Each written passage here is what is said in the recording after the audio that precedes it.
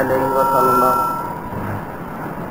اللهم صل على سيدنا نبينا حبيبنا شفيعنا مولانا محمد صلى الله عليه وسلم اللهم صل على سيدنا نبينا حبيبنا شفيعنا مولانا محمد صلى الله عليه وسلم اللهم صل على سيدنا نبينا حبيبنا شفيعنا مولانا محمد صلى الله عليه وسلم اللهم صل على سيدنا نبينا حبيبنا شفيعنا مولانا محمد صلى الله عليه وسلم خطبة اليوم في التصوف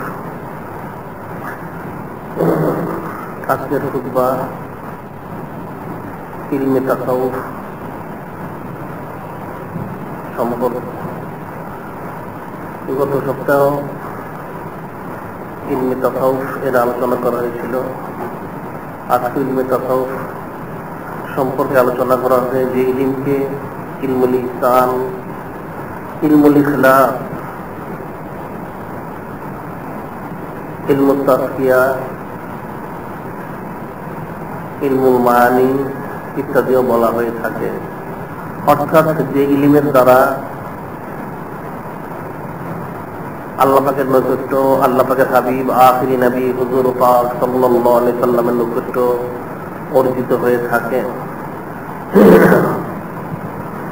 যে ইলমের দ্বারা বান্দা তাআল্লুক মা আল্লাহ, তাআল্লুক মা রাসূল হাসিল করে থাকে, সেটা হচ্ছে ইলমুত তাসাউফ।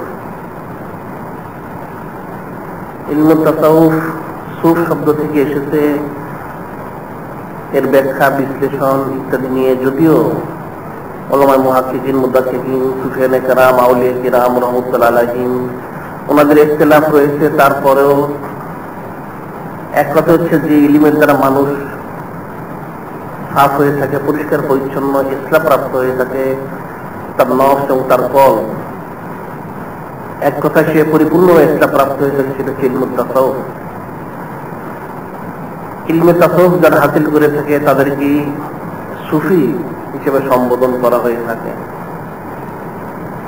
কিতাব উল্লেখ করা হয়েছে প্রথম যিনি সুফি নামে মশহুর হয়েছেন 150 হিজরিতে হযরত আবুল হাশিম সুফি রহমতুল্লাহ আলাইহি 150 হিজরিতে উনি সুফি নামে মশহুর হন প্রথম। এরপর থেকে পর্যায়ক্রমে যারা তাসাউফ চর্চা করেন, নিজেকে ইসলাহ করার জন্য কোশিশ করেন, তাদেরকে সুফি বলে অভিহিত করা হয়। ইলমুত তাসাউফ, ইলমুত তাসকিয়া, যেটা আল্লাহ পাক কোরআন শরীফ উল্লেখ করেছেন, আল্লাহ পাকের হাবিব আখিরি নবী হুজুর পাক সাল্লাল্লাহু আলাইহি সাল্লাম হাদিস উল্লেখ করেছেন। আল্লাহ পাক ইরশাদ করেন, ওয়াল্লাযী বা'আসা ফিল উম্মিয়্যিনা রাসূলাম মিনহুম ইয়াতলু আলাইহিম আয়াতিহি ওয়া যাক্কিহিম ওয়া ইউআল্লিমুহুমুল কিতাবা ওয়াল হিকমা ওয়া ইন কানূ মিন ক্বাবলু লাফী দালালিম মুবিন। আল্লাহ পাক সূরা জুমুয়াতে ইরশাদ করেন, ওয়াল্লাযী বা'আসা ফিল উম্মিয়্যিনা, সে মহান আল্লাহ পাক যিনি পাঠিয়েছেন উম্মীদের মধ্যে, অর্থাৎ আল্লাহ পাকের যারা খলিফা, লক্ষ্যস্থল বান্দা, তাদের মধ্যে রাসূলাম মিনহুম, রাসূলাম মিনহুম, তাদের মধ্য থেকে একজন রাসূল, ইয়াতলু আলাইহিম আয়াতিহি, যিনি আয়াতসমূহ তেলাওয়াত করে শোনাবেন, যাক্কিহিম, ইসলাহ করবেন, ইউআল্লিমুহুমুল কিতাবা ওয়াল হিকমা, কিতাব শিক্ষা দিবেন, হিকমত শিক্ষা দিবেন, ওয়া ইন কানূ মিন ক্বাবলু লাফী দালালিম মুবিন, যদিও তার পূর্বে হেদায়েত প্রাপ্ত ছিল না। আল্লাহ পাক আয়াত শরীফে ইরশাদ করেছেন, সেই মহান আল্লাহ পাক যিনি তার বান্দাদের প্রতি আল্লাহ পাকের খালিদ, রসুল, হাবিব, যিনি সাইয়্যিদুল মুরসালিন, যিনি ইমামুল মুরসালিন, খাতামুন নবীন, যাকে সৃষ্টিটা করলে আল্লাহ পাক কিছু সৃষ্টি করতেন না, সেই হাবিবুল্লাহ হুজুর পাক সাল্লাল্লাহু আলাইহি সাল্লামকে পাঠিয়েছেন। যে কেন? যিনি কিতাব শিক্ষা দিবেন, আয়াতসমূহ তেলাওয়াত করে শোনাবেন, হিকমত শিক্ষা দিবেন, এবং এর মধ্যে মূল যে বিষয় ইউযাক্কিহিম, ইসলাহ শিক্ষা দিবেন এবং ইসলাহ করবেন, সেই ইউযাক্কিহিম অর্থাৎ সেটা হচ্ছে ইলমুত তাজকিয়া, তাজকিয়া কল এবং তাজকিয়া নফস। যিনি তাজকিয়া করাবেন, ইলমুত তাজকিয়া শিক্ষা দিবেন, সেই হাবিব হুজুর পাক সাল্লাল্লাহু আলাইহি সাল্লামকে পাঠানো হয়েছে। এই তাজকিয়া ব্যতীত কারো পক্ষে খালিস মুসলমান, খালিস মোমেন, খালিস ইমানদার হওয়া পশ্চিমকালে সম্ভব নয়। সেটার ব্যাখ্যায় বলা হয়েছে, যেটা ইখতিলাফ হয়েছে, কেউ কেউ হাদিসে বলেছেন, কেউ কেউ আউলিয়া কেরাম, ইমাম মুজতাহিদ, সাহাবায়ে কিরামদের কাউলও বলেছে, যার নাস কুল্লুম হালকা ইল্লাল আলিমুন ওয়াল আলিমুনা কুল্লুম হালকা ইল্লাল আমিলুন ওয়াল আমিলুনা কুল্লুম হালকা ইল্লাল মুখলিসুন ওয়াল মুখলিসুনা আলা ফাতারিন আযীম। যে সমস্ত মানুষ হালাক হয়ে যাবে, ধ্বংস হয়ে যাবে, একমাত্র আলিম ব্যতীত। আলিমরা ধ্বংস হয়ে যাবে আমলকারী ব্যতীত, আমলকারীরা ধ্বংস হয়ে যাবে ইখলাসকারী ব্যতীত। আর যারা ইখলাসকারী মুখলিস, তারাও চিন্তার মধ্যে রয়েছে। অর্থাৎ এর দ্বারা এটাই বোঝানো হয়েছে, ইলমুল ইখলাস, ইলমুত তাসাউফ, ইলমুত তাজকিয়া, ইলমুল ইহসান, এই ইলম ব্যতীত কারো পক্ষে ইসলাম প্রাপ্ত সম্ভব নয় এবং নাজাত লাভ করা সম্ভব নয়। সেই পরিপ্রেক্ষিতে ইমামে আজম ইমাম আবু হানিফা রহমতুল্লাহ আলাইহি উনি নিজে বলেছেন, লাউলা সামাতান লাহালাকা আবু নুমান। উনি নিজে বলেছেন, ইরশাদ করেছেন, যদি আমি 2 বছর না পেতাম, আমি ইমামে আজম ইমাম আবু হানিফা রহমতুল্লাহ আলাইহি আমি ধ্বংস হয়ে যেতাম। এত বড় শক্ত কথা, এত বড় গুরুত্বপূর্ণ কথা এবং এত বড় সত্য কথা, যেটা বলার অপেক্ষা রাখে না। যিনি ইমামে আজম, বেমিসাল যিনি ইমাম, যার ইলিম, যার আমল, যার ইখলাসের কোনো মিসাল নেই, যিনি ফকিহুল উম্মত, সেই ইমামে আজম আবু হানিফা রহমতুল্লাহ আলাইহি কথা বলেছেন যে উনি 2 বছর সহজ ইখতিয়ার করেছেন। কার? আমাদের দেশে কিছু লোক রয়েছে, কিল্লতে ইলিম, কিল্লতে ফাহম, কম জ্ঞান, কম বুঝ, তারা বলে থাকে ইমামে আজম আবু হানিফা রহমতুল্লাহ আলাইহি উনি কোথাও বয়াত হননি। এই কথাটা সম্পূর্ণ ভুল, জেহালাতপূর্ণ, মূর্খতা সূচক। উনি বায়াত হয়েছিলেন 2 জন পীর সাহেবের কাছে। প্রথম যিনি ওনার পীর সাহেব হয়েছেন ইমাম বাকির রহমতুল্লাহ আলাইহি। হযরত ইমাম বাকির রহমতুল্লাহ আলাইহি উনি হচ্ছেন আওলাদে রাসূল, অর্থাৎ আখিরি নবী হাবিবুল্লাহ হুজুর পাক সাল্লাল্লাহু আলাইহি সাল্লামের লক্ষ্যে জিগার কলিজার টুকরা হযরত ফাতেমা রাদিয়াল্লাহু তাআলা আনহা, ওনার সন্তান হযরত ইমাম হুসাইন রাদিয়াল্লাহু তাআলা আনহু, তার সন্তান হযরত ইমাম জয়নুল আবিদিন রহমতুল্লাহ আলাইহি, সেই হযরত ইমাম জয়নুল আবিদিন রহমতুল্লাহ আলাইহির সন্তান হযরত ইমাম বাকির রহমতুল্লাহ আলাইহি। ওনার কাছে উনি প্রথম বায়াত গ্রহণ করেছিলেন, কিন্তু ওনার কাছ থেকে উনি জিকির আজকার করে তাকমিলে পূর্ণতে পৌঁছতে পারেননি, উনি ইন্তেকাল করেন। ওনার ইন্তেকালের পর উনি ওনার ছেলে হযরত ইমাম জাফর সাদিক রহমতুল্লাহ আলাইহির সোহবত ইখতিয়ার করে একাধারে 2 বছর নিয়ে সোহবত ইখতিয়ার করেছেন, জিকির ফিকির করেছেন, নেসবত তাল্লুক হাসিল করেছেন। এরপর উনি বলেছেন যে সত্যি আমি যদি এই 2 বছর না পেতাম, আমি ধ্বংস হয়ে যেতাম। এখন সেটা কখন? এটা খুব ফিকির এবং চিন্তার বিষয় যে হযরত ইমামে আজম আবু হানিফা রহমতুল্লাহ আলাইহি উনি ছিলেন তাবি। তাবি কাদেরকে বলে? যে আল্লাহ পাকের হাবিব আখিরি নবী হুজুর পাক সাল্লাল্লাহু আলাইহি সাল্লামের যারা সোহবত পেয়েছেন তারা হচ্ছেন সাহাবী রাদিয়াল্লাহু তাআলা আনহুম, এবং ওনাদের যারা সোহবত লাভ করেছেন তারা হচ্ছেন তাবি রহমতুল্লাহ আলাইহি। উনি ছিলেন সেই তাবির অন্তর্ভুক্ত, উনি সাহাবীদের সোহবত পেয়েছিলেন। সেই ইমামে আজম আবু হানিফা রহমতুল্লাহ আলাইহি, ওনার জন্ম হচ্ছে 80 হিজরিতে, উনি বিদায় নিয়েছেন 150 হিজরিতে। উনি 20 বছর বয়স থেকে ইলম চর্চা শুরু করেছেন। অল্প কয়েক বছরের মধ্যে ওনার ইলম, ওনার আকল, ওনার সমাজের কারণে সারা বিশ্বে ওনার নাম ছড়িয়ে যায়। বড় ইমাম মুস্তাহিদ যারা ছিলেন তারা প্রত্যেকে ওনার মুকাল্লিদ হয়ে যান। ওনার সেই তীক্ষ্ণ মেধা, প্রখর বুদ্ধি, সমাজ, আকল, ইলম ইত্যাদির কারণে কিছু লোক ওনার বিদ্বেষী হয়ে যায়, যেহেতু ওনার কারণে তারা এলোমেলো বক্তব্য দিতে পারে না, এলোমেলো আমল করতে পারে না, ফতোয়া দিতে পারে না ইত্যাদি কারণে ওনার বিদ্বেষী কিছু লোক সৃষ্টি হয়ে যায়, যার কারণে ওনার নাম দাম ছড়িয়ে যায়, ওনার সম্পর্কে মিথ্যা কথাও রটনা করা হয়। উনি হযরত ইমাম বাকির রহমতুল্লাহর কাছে তখন বায়াত গ্রহণ করেননি, তখনও বায়াত গ্রহণ করেননি। হজ করতে গিয়েছেন, হজের কাবা শরীফ উনি তাওয়াফ করতেছিলেন, সেখানে উনি লক্ষ্য করলেন হযরত ইমাম বাকির রহমতুল্লাহ, ওনাকে দেখে উনি চিনতে পারলেন যে উনি আওলাদে রাসূল। ওনাকে অনেক লোক ঘেরাও করে তাজিম তাকরিমের সহিত কাবা শরীফ তাওয়াফ করতেছিল। সেটা দেখে উনি দূর থেকে বুঝতে পারলেন নিশ্চয়ই ইনি হবেন আওলাদে রাসূল ইমাম বাকির রহমতুল্লাহ আলাইহি, সেই জামানার আল্লাহ পাকের লক্ষ্যস্থল। ওনার ইচ্ছা ছিল হজের কাজ সমাধা করিয়ে ওনার শুভ ইখতিয়ার করবেন, ওনার কাছে বায়াত গ্রহণ করবেন। যেহেতু ইলমে ফিকার দ্বারা একটা মানুষ পূর্ণতে কখনো পৌঁছতে পারে না, ইলমে তাসাউফ ব্যতীত পশ্চিম কালেও আল্লাহ পাকের রিজওয়ানবন্দি, আল্লাহ রাসূলের রিজওয়ানবন্দি অর্জন করা সম্ভব নয়। সেটা ওনার অন্তরে ছিল নিয়ত। কিন্তু তিনি হঠাৎ লক্ষ্য করলেন যখন তাওয়াফ করতেছিলেন, কিছু লোক হযরত ইমাম বাকির রহমতুল্লাহর কাছে কিছু কথা বলছে, হযরত ইমামে আজম আবু হানিফা রহমতুল্লাহর দিকে তাকিয়ে তাকিয়ে।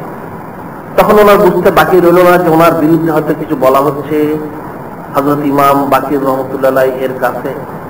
যেহেতু ইমামে আজম আবু হানিফা রহমতুল্লাহ তীক্ষ্ণ মেধা, সমাজ, আকলের অধিকারী ছিলেন, যার কারণে সহজে সেটা অনুধাবন করতে পারলেন নিশ্চয়ই কোন একটা বিষয় ওনার বিরুদ্ধে বলা হয়েছে। উনি হজের কাজ সমাধা করে আওলাদে রাসূল, আল্লাহ পাকের লক্ষ্যস্থল হযরত ইমাম বাকির রহমতুল্লাহ সোহবতে পৌঁছলেন, যে ওনাকে সালাম দিলেন। যখন উনি সালাম দিলেন, হযরত ইমাম বাকির রহমতুল্লাহ ওনার চেহারা মোবারক ঘুরিয়ে নিলেন। উনি পরপর কয়েকবার সালাম দিলেন, এরপর উনি চেহারা মোবারক ঘুরিয়ে নিলেন। যখন হযরত ইমামে আজম আবু হানিফা রহমতুল্লাহ আলাইহি কিছু বলতে চাচ্ছিলেন, তখন হযরত ইমাম বাকির রহমতুল্লাহ আলাইহি জিজ্ঞাসা করলেন, আপনি কি সেই ব্যক্তি যে আমার নানা এবং দাদার বিরুদ্ধে ফতোয়া দেয়, যে হাদিস শরীফের বিরুদ্ধে কিয়াস করে নিজের রায় মত পেশ করে থাকে? আপনি কি সেই ইমাম আবু হানিফা? এটা শুনে হযরত ইমামে আজম আবু হানিফা রহমতুল্লাহ বুঝতে পারলেন নিশ্চয়ই এই সমস্ত কথাই বোধহয় বলা হয়েছে। যেহেতু হযরত ইমাম বাকির রহমতুল্লাহ আল্লাহ পাকের খাস লক্ষ্যস্থল, উনি আওলাদে রাসূল, আল্লাহ পাকের হাবিব আখিরি নবী হুজুর পাক সাল্লাল্লাহু আলাইহি সাল্লামের লক্ষ্য জিগার। হযরত ইমামে আজম আবু হানিফা রহমতুল্লাহ ওনার কাছে বয়াত করার নিয়ত করেছেন। উনি তখন বললেন, হুজুর বেয়াদবি মাফ করবেন, যে আমার সম্পর্কে যা বলা হয়েছে নিশ্চয়ই মিথ্যা হবে। প্রকৃতপক্ষে আমি এমন কোন ফতোয়া দেইনি কখনো যে আল্লাহ পাকের হাবিব আখিরি নবী হুজুর পাক সাল্লাল্লাহু আলাইহি সাল্লামের হাদিস শরীফের বিরুদ্ধে যাবে। আমি তো কোরআন হাদিস থেকেই ফতোয়া দিয়ে থাকি। তখন উনি বললেন, যদি আমি সত্যি হাদিস শরীফের বিরুদ্ধে আমার রায় পেশ করতাম, আমার মত ব্যক্ত করতাম, তাহলে সম্পত্তি যে ভাগ করা হয়, মেয়েদের অর্ধেক, ছেলেদের পূর্ণ দেওয়া হয়, সেখানে আমি মেয়েদেরকে পুরা দিয়ে ছেলেদের অর্ধেক দিতাম, কারণ মেয়েরা তো অবলা, কাজে তাদেরকে পুরা দেওয়া উচিত ছিল, ছেলেদেরকে অর্ধেক দেওয়া উচিত ছিল। কিন্তু কোরআন এবং হাদিস শরীফে রয়েছে ছেলেরা পূর্ণ পাবে, মেয়েরা অর্ধেক পাবে। আমি তো সেটাই ফতোয়া দিয়ে থাকি। এরপর দ্বিতীয় হচ্ছে নামাজ হচ্ছে সালাত ইমাদুদ্দিন, মিফতাহুল জান্নাহ। সালাত হচ্ছে দ্বীনের খুঁটি স্তম্ভ এবং জান্নাতের চাবি। মেয়েরা যখন অসুস্থ হয়ে যায়, আল্লাহ পাকের সেই নিয়ম কানুন মোতাবেক তখন তাদের নামাজ এবং রোজা কোনোটাই আদায় করতে হয় না, ওটা ছেড়ে দিতে হয়। পরবর্তীতে রোজা কাজা করতে হয়, কিন্তু নামাজ কাজা করতে হয় না।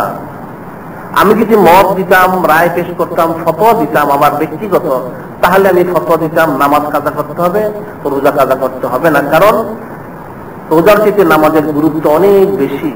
কিন্তু আমি ফতোয়া দিয়ে থাকি রোজাই কাজা করতে হবে, নামাজ কাজা করতে হবে না। তাহলে আমি কি করে হাদিসের বিরুদ্ধে আমি ফতোয়া দিয়েছি? তৃতীয়ত, আমি ফতোয়া দিয়ে থাকি লটারি খেলা হারাম। মানুষ যে লটারি খেলে থাকে সেটা জুয়ার শামিল, সেটা হারাম।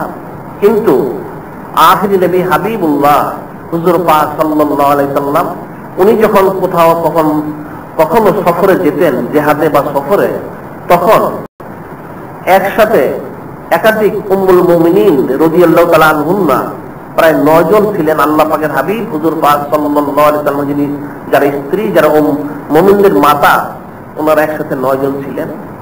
ওনাদের মধ্যে কাকে নিবেন সেটা লটারি করে বাছাই করে নিয়ে যেতেন। আমি কিন্তু লটারি হারাম ফতোয়া দিই, নাজায়েজ ফতোয়া দিই, কিন্তু এই লটারিকে আমি জায়েজ ফতোয়া দিই, যেটা আল্লাহ রাসূল এটা করেছেন। হযরত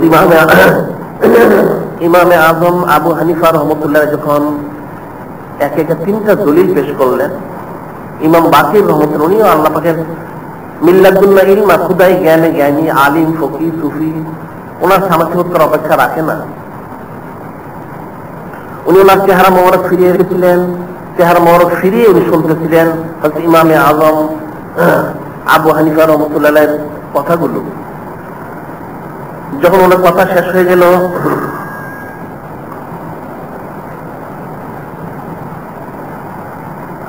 ইমাম বাকির রহমতুল্লাহ হযরত ইমাম আজম আবু হানিফা রহমতুল্লাহ থেকে ঘুরে গেলেন, ওনার মুখোমুখি হয়ে ওনার কপাল মোবারকে চুম্বন করলেন। ওনার কপাল মোবারকে চুম্বন করে বললেন, ইমাম আবু হানিফা, আপনার তীক্ষ্ণ মেধা, সূক্ষ্ম সমাজ এবং আকল আপনাকে মানুষের শত্রু করে দিয়েছে। আপনার যে এত সমাজ, এত আকল, এত ইলিম, সেটা আপনাকে মানুষের শত্রু করে দিয়েছে। উনি ওনাকে বয়াত করে নিলেন। 117 হিজরিতে হযরত ইমাম বাকির রহমতুল্লাহ ইন্তেকাল করেন। তখন হযরত ইমামে আজম আবু হানিফা রহমতুল্লাহের বয়স মোবারক হচ্ছে 37 বছর। এই ঘটনা বলার পিছনে আমার কারণ হচ্ছে যে উনি 30-32 বছর বয়স মোবারকে সারা বিশ্বে মশহুর হয়ে যান ইমামে আজম আবু হানিফা রহমতুল্লাহ আলাইহি। ইলমে ফিকার উনি ইমাম হয়ে যান, যার কারণে পরবর্তী উনকে বলা হচ্ছে আল ফুকাহ কুল্লু ইয়ালে আবি হানিফা রহমতুল্লাহ আলাইহি। সমস্ত ফকিরা ইলমে ফিকার দিক থেকে ইমামে আজম আবু হানিফা রহমতুল্লাহ সন্তান তুল্য, যেটা ইমাম শাফি রহমতুল্লাহ আলাইহি বলেছেন, যে ওনার নাম ছড়িয়ে দিয়ে উনি ইমাম হয়ে যান ইলমে ফিকার। এরপরে উনি বয়াত গ্রহণ করেন। ইমাম বাকির রহমতুল্লাহ ইন্তেকাল করেন 117 হিজরিতে। ওনার ইলমে তাসাউফ শেষ হয়নি চর্চা করা।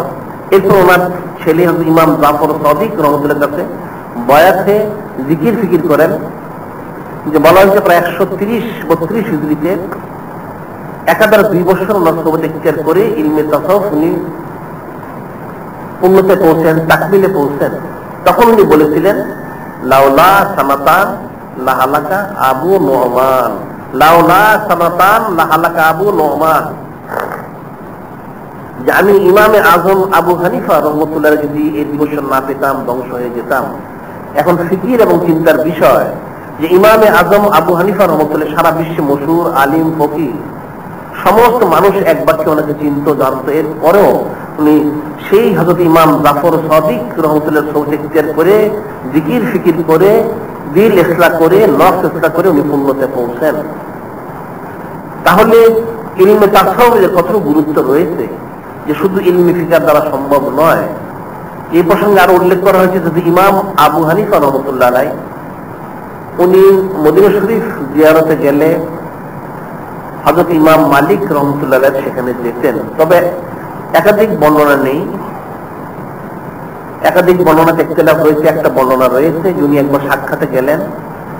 ইমামে আজম আবু হানিফা রহমতুল্লাহ আলাইহি একটা আদত ছিল, উনি আল্লাহ পাকের রহমতে সে জামানায় কোটিপতি ছিলেন, কোটি কোটি টাকার মালিক। ওনাকে আল্লাহ পাক ইলিম আকল সমজ সব দিক থেকে দিয়েছিলেন, দুনিয়াও দিয়েছিলেন। তিনি সেই টাকা পয়সা ব্যবসা করে বড় বড় যারা আলিম তাদের কাছে হাদিয়া স্বরূপ পাঠিয়ে দিতেন, কোথাও কোথাও নিজেও নিয়ে যেতেন, নিয়ে তাদের কাছে টাকা পয়সা দিয়ে বলতেন এটা আপনার জন্য হাদিয়া আনা হয়েছে, এটা আপনি মনে করবেন না যে আপনাকে আমি দিয়েছি, এটা প্রকৃতপক্ষে আপনারই টাকা, আমার কাছে ছিল, আল্লাহ পাক আমাকে দিয়েছেন, আমি সেটা পৌঁছে দিলাম। সুবহানাল্লাহ, এত বিনয়, এত নম্র। উনি ইমাম মালিক রহমতুল্লাহর সাথে সাক্ষাৎ করতে গেলেন। ইমাম মালিক রহমতুল্লাহ যথেষ্ট তাজিম তাকরিম করলেন, করে মেহমানদারি করে যখন ওনাকে আগিয়ে দিলেন, ইমামে আজম আবু হানিফা রহমতুল্লাহ চলে আসলেন। তখন ইমাম মালিক রহমতুল্লাহ বললেন ওনার ছাত্রদেরকে যে এই ব্যক্তিকে, ওনাকে কি তোমরা চিনো? উনি হচ্ছেন ইমামে আজম আবু হানিফা কুফি রহমতুল্লাহ আলাইহি, যে ওনাকে আল্লাহ পাক এত ইলম দিয়েছেন যে উনি যদি ওনার যে যেখানে দরজা ছিল, খুঁটি ছিল, যে কাঠের খুঁটিটাকে যদি উনি বলেন যেটা স্বর্ণের তৈরি, সারা জমিনের মধ্যে বিশ্বের মধ্যে এমন কোন আলিম নেই উনি যে কাঠের খুঁটিকে স্বর্ণ বলেছেন এটাকে কাঠ প্রমাণ করা। আবার স্বর্ণের খুঁটিকে যদি উনি বলেন এটা কাঠের দ্বারা তৈরি হয়েছে, এমন কোন আলিম নেই সেটাকে আবার পুনরায় সে স্বর্ণ প্রমাণ করে। এত ইলম আল্লাহ ওনাকে দিয়েছেন, সুবহানাল্লাহ।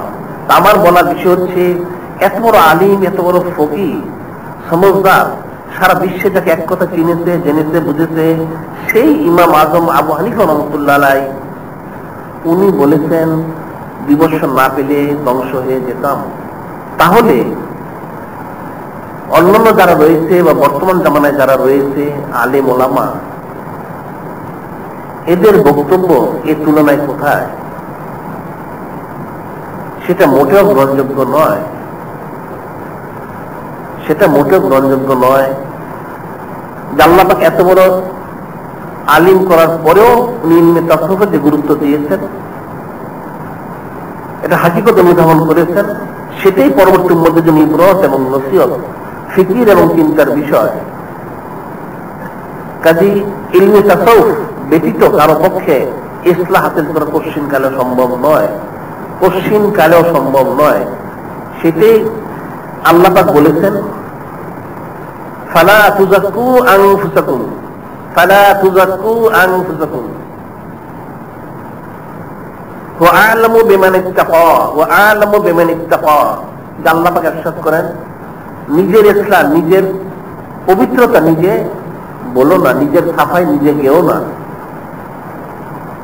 কে মুত্তাকি আল্লাহ পাক সেটা ভালো জানেন। কিছু লোক বলে থাকে কোরআন শরীফ হাদিস পড়লেই তো দিল ইসলাম হয়ে যায়, না, সেটা পড়লেই শুধু চলবে না। সেটা আল্লাহ পাক বলেছেন ফালা তুযাক্কু আনফুসাকুম, তুমি নিজের পবিত্রতা নিজের সাফাই নিজে গেও না। কারণ কে মুত্তাকি আল্লাহ পাক জানেন। ইলমি তাসাউফ ব্যতীত কোনো ব্যক্তির পক্ষে হাকিকি ইসলাম লাভ করা সম্ভব নয়। সে কোরআন শরীফ যদি হেফজ করে ফেলে, হাদিস শরীফ সব হেফজ করে ফেলে, ফিকাও সব হেফজ করে ফেলে, সারা দিনের ইলমও যদি সে অর্জন করে ফেলে, তারপরেও সে ইসলাম লাভ করতে পারবে না যতক্ষণ পর্যন্ত সে ইলমে তাসাউফ অর্জন না করবে। সেটি আল্লাহ পাক বলেছেন ফালা তুযাক্কু আনফুসাকুম, নিজের পবিত্রতা নিজের সাফায় নিজে বর্ণনা করো না। আল্লাহ পাক জানেন কে বেশি মুত্তাকি, বেশি পরেজগার। আর মুত্তাকি তো ওই ব্যক্তি হয়ে থাকে যে নিজেকে ইসলাহ করেছে, যে ইসলাহ হাসিল করতে পারেনি সে তো মুত্তাকি না। সেটাই আল্লাহ পাক বলেছেন কালামুল্লাহ শরীফ ইয়া আইয়ুহাল্লাযীনা আমানু আতিউল্লাহ ওয়া আতিউর রাসূল ওয়া উলিল আমরি মিনকুম فإن تنازعتم في شيء فردوه إلى الله والرسول إن كنتم تؤمنون بالله واليوم الآخر ذلك خير وأحسن تأويلا। যে আল্লাহ পাক ইরশাদ করেন, ইয়া আইয়ুহাল্লাযীনা আমানু, হে ঈমানদার, আতিউল্লাহ ওয়া আতিউর রাসূল, আল্লাহ পাককে অনুসরণ করো, ইতাআত করো, আল্লাহর ইতাআত করো, ওয়া উলিল আমরি মিনকুম, তোমাদের মধ্যে যারা উলিল আমর রয়েছে, নায়েবে নবী ওয়া রাসূল আম্বিয়া, তাদেরকে অনুসরণ করো। এখন উলিল আমর কারা? এর ব্যাখ্যায় যারা মুহাক্কিক, মুদাক্কিক, ইমাম মুস্তাহিদ, ওনারা এক বর্ণনা করেন, উলিল আমর হচ্ছেন খাস করে 6 প্রকার। প্রথম হচ্ছেন খলিফা, যারা ইসলামী খেলাফত যেখানে রয়েছে তার যিনি খলিফা, উনি হচ্ছেন উলিল আমর।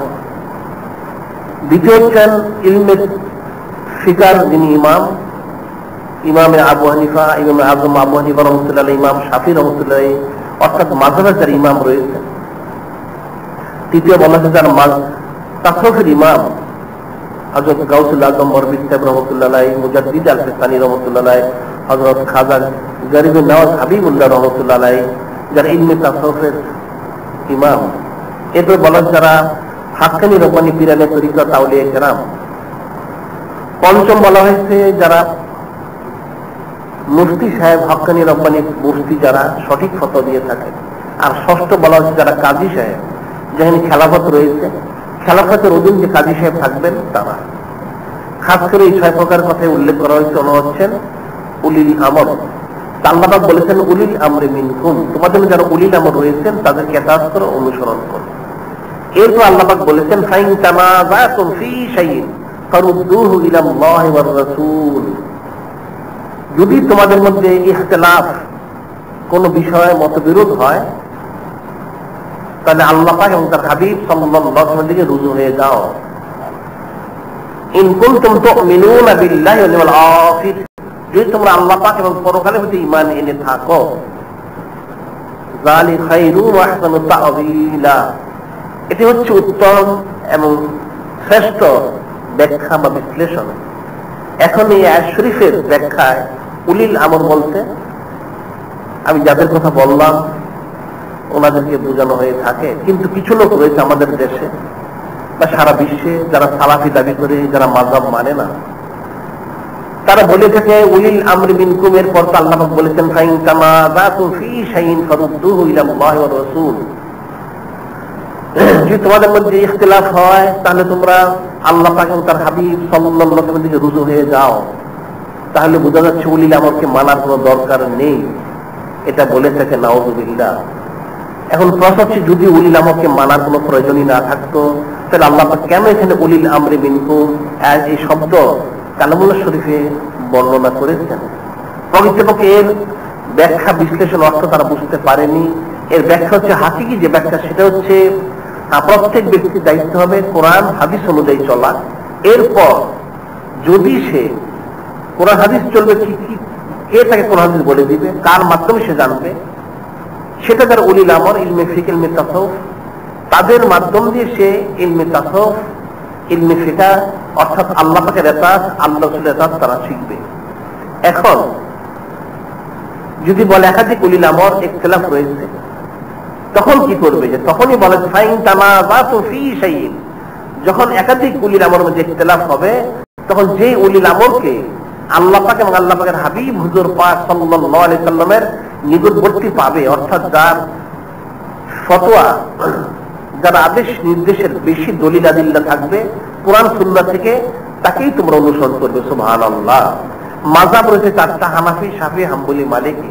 আমরা হানাফি মাযহাব অনুসরণ করে থাকি। যেহেতু আমাদের দৃষ্টিতে আমরা হানাফি মাযহাবকে বেশি নিকটবর্তী মনে করি আল্লাহ পাক এবং তার হাবিব সাল্লাল্লাহু আলাইহি সাল্লামের, সেজন্য আমরা সেটা অনুসরণ করি। তবে অন্য মাযহাবকে আমরা খারাপ জানি না, সেটা আমরা হক মনে করে থাকি। ঠিক একইভাবে ইলমে তাসাউফ, কাদেরিয়া, চিশতিয়া, নকশবন্দি, মুজাদ্দিদিয়া বা ইত্যাদি তরিকাগুলো আমরা করে থাকি, সেগুলিকে বেশি আল্লাহ পাকের নিকটবর্তী মনে করে থাকি। অন্যান্য যা তরিকা রয়েছে এর বাইরে সেগুলিকে আমরা যেগুলো হক তরিকা, সেটাকে হকই মনে করে থাকি। কিন্তু এই সমস্ত তরিকাগুলোকে আমরা বেশি নিকটবর্তী মনে করে থাকি। কাজে সেটাই বলা ফাইন তানাযাতু ফী শাইইন ফারুদ্দুহু ইলাল্লাহি ওয়ার রাসূল, যদি কোনো বিষয় সেই উলিল আমরদের ইখতিলাফ হয় তাহলে আল্লাহ এবং আল্লাহর রাসূলের দিকে রুজু হয়ে যাও, অর্থাৎ কোরআন সুন্নাহর দিকে ফিরে যাও। যে উলিল আমরের কথার পিছনে কোরআন হাদিসের দলিল বেশি থাকবে তারটাই গ্রহণ করো। সুবহানাল্লাহ। যদি উলিল আমরের প্রয়োজনই না থাকতো আল্লাহ কেন উল্লেখই করতেন না, সরাসরি বলে দিতেন কোরআন সুন্নাহর দিকে রুজু হয়ে যাও। হাকিকত উলিল আমরের দরকার রয়েছে। উলিল আমর ব্যতীত কারো পক্ষে কোনো আমল করা সম্ভব নয়। এটা হচ্ছে উলিল আমর, মিসাল দিলে বুঝতে সহজ হবে।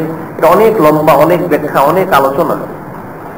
যে একটা লোক ওযু করবে, ওযুর মাসালা রয়েছে কয়টা ফরজ। আমাদের হানাফি মাযহাবে ওযুর ফরজ কয়টা? 4টা ফরজ। মালিকি মাযহাবে 10টা ফরজ। মালিকি মাযহাবে 10টা ফরজ। এরকম ওযু, গোসল, নামাজ, রোজা, হজ, যাকাত প্রত্যেক ক্ষেত্রেই ইখতিলাফ রয়েছে। এখন প্রত্যেক ইমামই কোরআন সুন্নাহ থেকে মাসালা বের করে ফতোয়া দিয়েছে। এখন একটা লোক যদি নতুন করে কোরআন হাদিস থেকে মাসালা বের করতে চায়, কঠিন কালেও তার পক্ষে সম্ভব হবে না। কোরআন শরীফ সে পাবে সত্যি, কিন্তু হাদিস শরীফ যা রয়েছে সমস্ত হাদিস শরীফের কিতাবগুলো হয়তো সে পাবে না। কিছু ছাপা রয়েছে, কিছু ছাপা নেই। কোনটা সহি, কোনটা গায়েব সহি, সেটা সম্পর্ক সে সঠিক সিদ্ধান্তে পৌঁছতে পারবে না। কারণ যেহেতু এখন থেকে 1400 বছর আগে আল্লাহ পাকের হাবিব বলেছেন, এর মধ্যে 30, 40, 50 জন রাবী এসে গেছে, তাদের তাহকিক করা কঠিন বিষয়। কিন্তু ইমাম সাহেব যারা ছিলেন, ইমাম আজম আবু হানিফা রাহমাতুল্লাহ আলাইহি, উনি তাবেঈ, সাহাবীর মাধ্যমে হাদিস পেয়েছেন। 1 জন, 2 জন, 3 জনের মাধ্যমে উনি হাদিস পেয়েছেন, যেটা তাহকিক সহজ হয়েছে। ঠিক পরবর্তী ইমামরাও খায়রুল কুরুনে ছিলেন। কাজী উলিল আমর ব্যতীত কারো পক্ষে কোরআন সুন্নাহর কোন আমল করা কঠিন কালেও সম্ভব নয়। কোরআন শরীফে হুবহু যা রয়েছে দেখা গিয়েছে সেটা কোনটা নাসিখ মানসুখ, অর্থাৎ আজকে আল্লাহ পাক যে আয়াত নাযিল করেছেন পরবর্তী আয়াত সেটাকে আবার বিশ্লেষণ করা হয়েছে। এখন কোনটা আগে কোনটা পরের সে বিশ্লেষণ বুঝবে কি করে?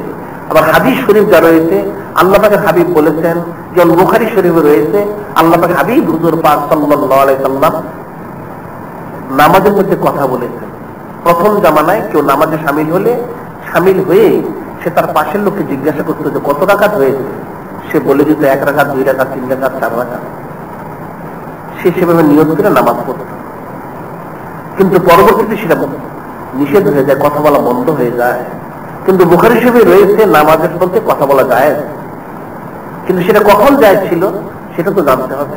ঠিক এরকমই প্রত্যেকটা ক্ষেত্রে উলিল আমর ব্যতীত একটা মাসালার উপর আমল করা সম্ভব নয়। যারা বলে থাকে উলিল আমর দরকার নেই, বিশেষ করে সালাফি লা মাযহাবী, ফিকির করলে দেখা যাবে তাদের বই পুস্তক পড়ে আপনারা দেখবেন তারাও কিন্তু ইমাম মেনে থাকে। তবে আমরা মেনে থাকি খুব বড় ইমাম, ইমামে আজম আবু হানিফা, আর তারা মেনে থেকে আজকালকার সাধারণ যারা ইমাম আছে এদেরকে মেনে থাকে। এদের বদনসিব, বদবখতি, অন্য কিছু নয়।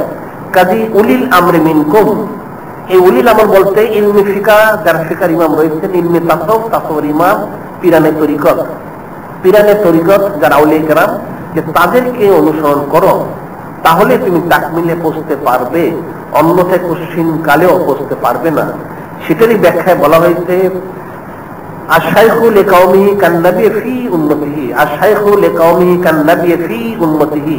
হাদিস শরীফ রয়েছে, দাইলামি শরীফের হাদিস, যেটার ব্যাখ্যা বিশ্লেষণ করেছেন বিস্তারিত হযরত মুজাদ্দিদ আলফে সানি রহমাতুল্লাহ আলাইহি, যিনি 2য় হাজারের মুজাদ্দিদ।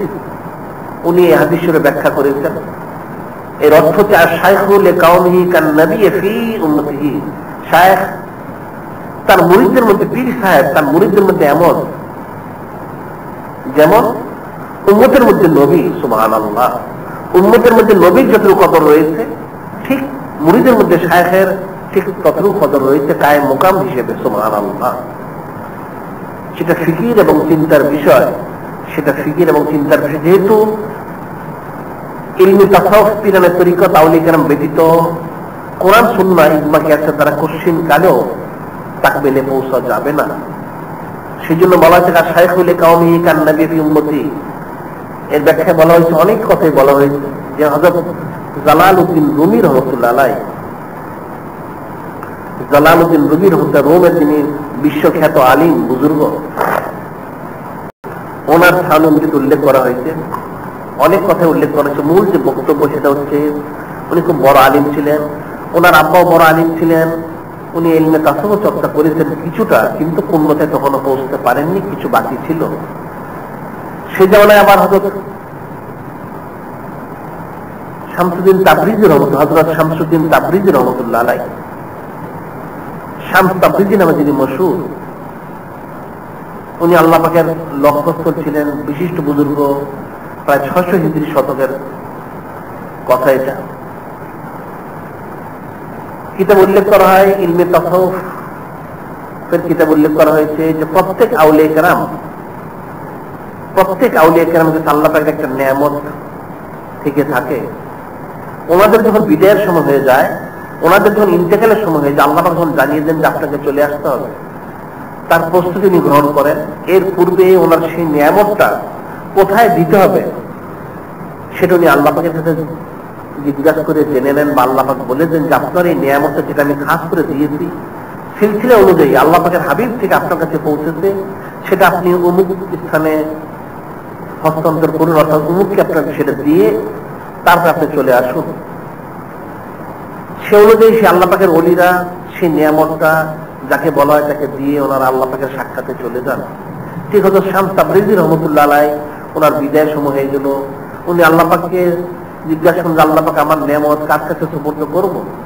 আল্লাহ পাক বললেন, আপনি এক কাজ করুন, রোম দেশে চলে যান, সেখানে বড় আলিম জালালউদ্দিন রুমি রহমতুল্লাহ আলাইহি তার কাছে এটা সুপর্দ করুন, সেটার হক আদায় করতে পারবে।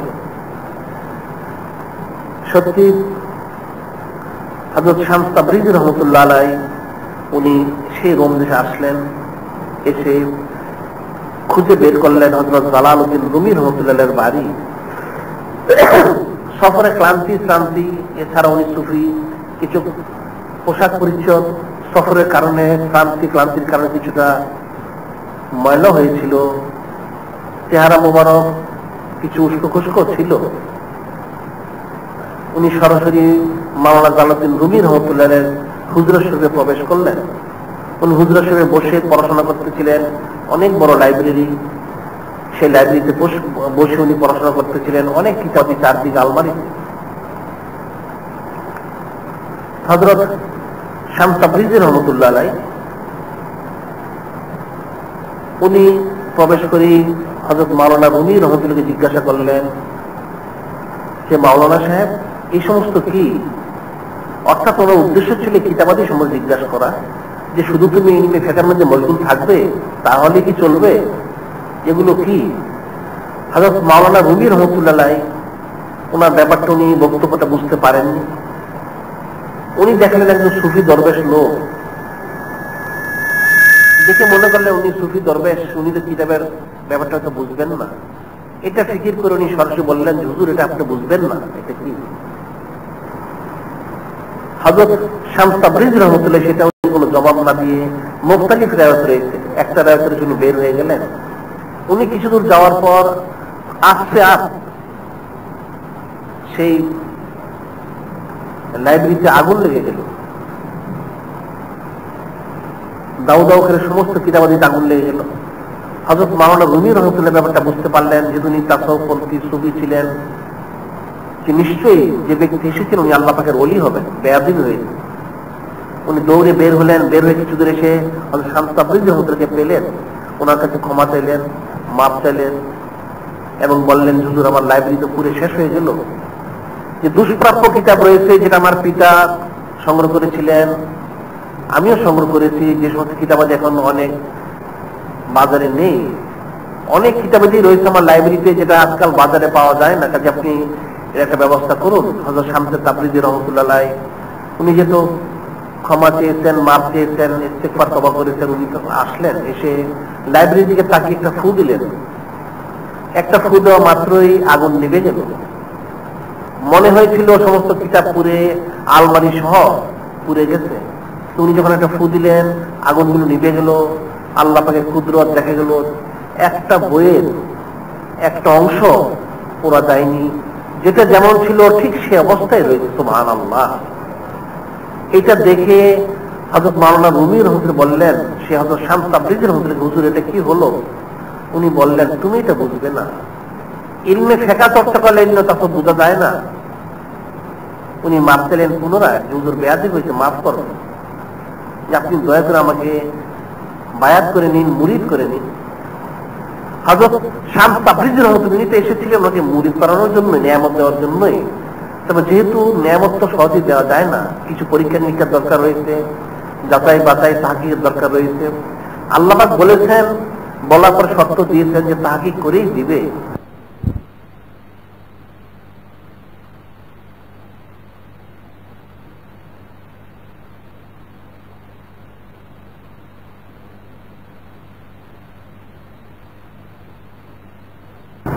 তবে শর্ত রয়েছে। কি শর্ত রয়েছে? যে এক কাজ করো, 2 বোতল শরাব নিয়ে আসো। হযরত মাওলানা জালালউদ্দিন রুমি রহমতুল্লাহ উনি তো বুঝতে পারছেন উনি আল্লাহ পাকের খালেস ওলি। উনি তাড়াতাড়ি বাজার থেকে 2 বোতল শরাব নিয়ে এসে ওনার সামনে রাখলেন। উনি বললেন, হুজুর হয়েছে কি? উনি বললেন যে না, এক কাজ করো, 2জন মেয়ে নিয়ে আসো। হযরত মাওলানা রুমি রহমতুল্লাহ 2জন মেয়ে ছিলেন যারা বিয়ের উপযুক্ত, তাদেরকে পর্দার সহিত উনি এনে ওনার সামনে বসালেন। যে হুজুর এরপরও কিছু দরকার রয়েছে। উনি বললেন, 2জন আমরান নিয়ে আসো। আমরান মানে করিবুল বুলুগ, 14-15 বছরের ছেলে 2জন নিয়ে আসো। ওনারই 2জন ছেলে ছিল 12-14-15 বছরের, তাদেরকে এনে সামনে বসালেন। যখন বসানো হলো, উনি কোনো চুচারে কিলোকাল করলেন না। হযরত মাওলানা রুমি রহমতুল্লাহ বড় আলিম হওয়ার পরেও সারা রোম দেশ ওনাকে মানে এবং জানে। উনি এই সমস্ত কথা বলার পরেও, কারণ শরাব আনা তো শরীয়তের খেলাফ, মেয়ে আনবে ছেলে আনবে তো শরীয়তের খেলাফ, কিন্তু উনি কোনো চুচারে কিলোকাল করলেন না। আদেশ করা মাত্র এনে পৌঁছালেন। যখন দেখলেন পৌঁছানো হয়ে গেল, উনি বললেন, এবারটা নিয়ে যাও। উনি সত্যি ছেলে মেয়েদেরকে পাঠিয়ে দিলেন, শরাব সেগুলো নষ্ট করে দিলেন। উনি আসলেন, হুজুর আমাকে বায়াত করান, মুরিদ করে নিন। উনি বললেন, তাহলে কিছু তোমাকে প্রশ্ন জিজ্ঞাসা করতে হবে। যে কি প্রশ্ন? আচ্ছা বলো তো দেখি। আল্লাহ পাকের হাবিব হুজুর পাক সাল্লাল্লাহু আলাইহি সাল্লাম প্রতিদিন ইস্তেগফার করেছেন তওবা করেছেন 70 থেকে 100 বার। বুখারী শরীফ, মুসলিম শরীফে তুমি পেয়েছো নিশ্চয়ই। উনি বললেন হ্যাঁ। যে কেন করেছেন? ওনার কোনো গুনাহ খাতা ছিল? উনি বললেন, হুজুর বেয়াদবি মাফ করবেন। আল্লাহ পাকের হাবিবের তো গুনাহ খাতা নেই, উনি তো মাসুম নিষ্পাপ। কেন ইস্তেগফার করেছেন? উম্মতকে তালিম দেওয়ার জন্য এবং রফে দারাজাত। সবসময় পিছনের মাকাম থেকে উনি ইস্তেগফার তওবা করতেন। সেটা শুনে হযরত শামস তাবরিজি রহমতুল্লাহ বললেন যে হ্যাঁ, তোমার জবাব সঠিক হয়েছে। উনি ওনাকে বায়াত করালেন। ওনার যে নিয়ামত ছিল সেই নিয়ামতটা দিলেন, যার ফলশ্রুতিতে হযরত মাওলানা রুমি রহমতুল্লাহ আল্লাহ পাকের খালেক ওলি লক্ষ্যস্থল হয়ে গেলেন। সুবহানাল্লাহ।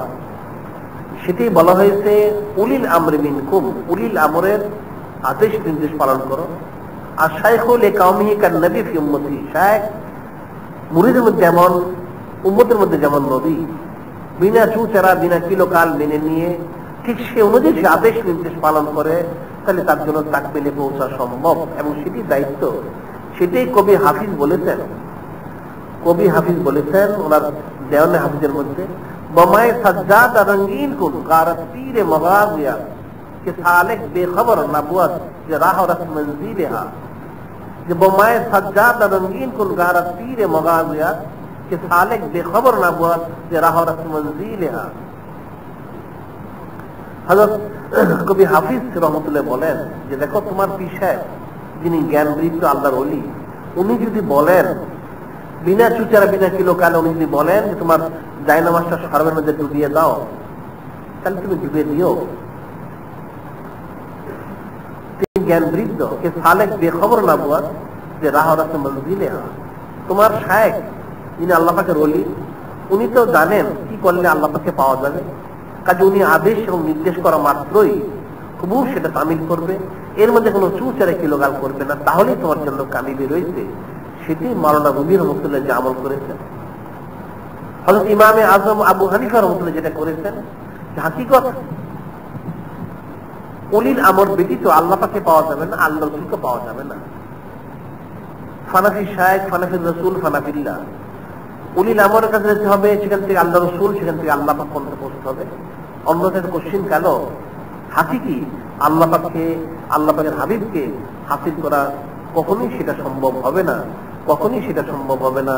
যদি কেউ সত্যি আল্লাহ পাক হাসিল করতে চায়, আল্লাহ রসুলকে হাসিল করতে চায়, তাহলে তার দায়িত্ব এবং তার কর্তব্য হবে ঠিক সেভাবেই আল্লাহ পাকের মতে মত হওয়ার জন্য, আল্লাহ রসুলের পথে মতার জন্য উলিল আমরি মিনকুম, সে উলিল আমরকে এতাত এবং অনুসরণ করা, এতাত এবং অনুসরণ করা।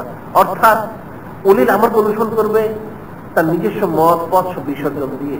নিজের কোনো মত থাকবে না, নিজের কোনো পথ থাকবে না, যাতে সে আল্লাহর মতে মত হতে পারে, আল্লাহ রসুলের পথে পথে। সেই জন্য উলিল আমরকে অনুসরণ এবং অনুকরণ করবে, তার শায়েখকে অনুসরণ এবং অনুকরণ করবে, তাহলে কামিল রয়েছে তার জন্য। এই প্রসঙ্গে বলা হয়,